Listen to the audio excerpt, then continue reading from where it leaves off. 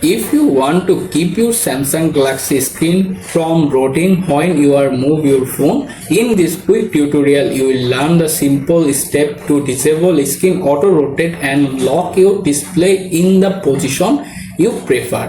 Follow along and you will have complete control over your screen orientation in just a few moments without changing any other on your device. Now let's get started. First of all, unlock your phone, then simply swipe the top of the screen to open the notification panel, then swipe again to open the quick panel menu. Here you can see the various shortcut options available there. Look for the auto rotate button. Right now this option is turned on. To turn it off, simply tap on the toggle button.